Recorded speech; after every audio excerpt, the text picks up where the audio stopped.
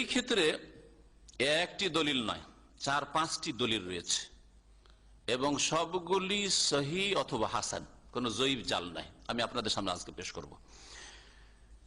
প্রথম হাদিসটি, আসল কিতাব হচ্ছে সহিহ ইবনে খুজাইমা আর বুলুগুল মারাম, যেই কিতাবের দর্স আমাদের নিয়মিত শুক্রবারে চলছে, তাতেই হাদিসটি রয়েছে। সেই হাদিসটা দিয়ে শুরু করি। ওয়াইল বিন হুজর রাদিয়াল্লাহু তাআলা আনহু থেকে বর্ণিত, তিনি বলছেন, সাল্লাইতু মা'আন নবী সাল্লাল্লাহু আলাইহি ওয়াসাল্লাম, নবী করিম সাল্লাল্লাহু আলাইহি ওয়াসাল্লামের সাথে আমি নামাজ পড়েছি।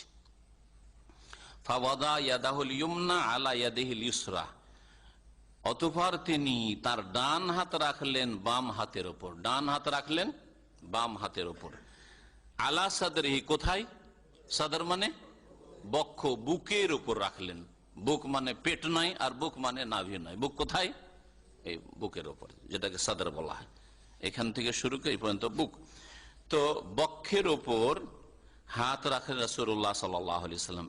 এই হাদিস সম্পর্কে মজার কথা হচ্ছে যে তারা কাটাছেঁড়া করে বলে থাকে। আল্লামা আলবানী রহমতুল্লাহ আলাইহি যে কথাটি বলেছেন, আর সহিহ ইবনে খুজাইমার টিকাতে কথাটি মজুদ রয়েছে। কালাল আলবানী বলছেন, ইসনাদুহু যায়িফুন, এর সনদ হচ্ছে যায়িফ। হাদিস যায়িফ বলেননি, কি বলেছেন? সূত্র হচ্ছে যায়িফ। লিআন্না, কেন? লিআন্না মুআম্মালান হুয়া ইবনু ইসমাইল সাইয়ুল হিফজ, কারণ এই হাদিসের সনদে মুআম্মাল বিন ইসমাইল একজন রয়েছে। ইসমাইলের পুত্র মুআম্মাল, এই লোকটির স্মৃতিশক্তি খারাপ ছিল, স্মৃতিশক্তি দুর্বল। সাইয়ুল হিফজ মানে স্মৃতিশক্তি দুর্বল ছিল, মনে রাখতে কম পারত, ধরে রাখতে কম পারত। তাহলে তার দিনের দিক থেকে, তাকওয়া পরেজগারির দিক থেকে, ইমানদারিতে হয়তো ঠিক ছিল, কিন্তু দুর্বলতা কোথায় ছিল?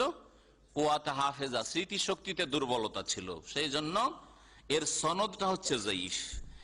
এতটুকু বলে দিয়ে লোকজনকে ধোকা দিল যে দেখো দেখো বুকের উপর হাত বাঁধাও যায়িফ, যেমন নাভিরটা যায়িফ বলছে, এটাও যায়িফ, দিল প্রচার করে। ঠিক এই করেছে কিছু লোকেরা। আলবানী রহমতুল্লাহ তার সাথে সাথে বলছেন, সাইয়ুল হিফজ বলার পর, লাকিন্নাল হাদিসা সাহিহুন, তবে হাদিস হচ্ছে সহিহ। হাদিস হচ্ছে কি? সনদ যায়িফ, হাদিস হচ্ছে সহিহ বলছেন। কেন সহিহ? গায়ের জোরে না, কখনো না। যা মিন তুরুকিন উখরা, অন্য অন্য একাধিক সূত্র থেকে এসছে, তারিখ বলেননি, অন্য সূত্র সমূহ থেকে এসছে। বেমানাহু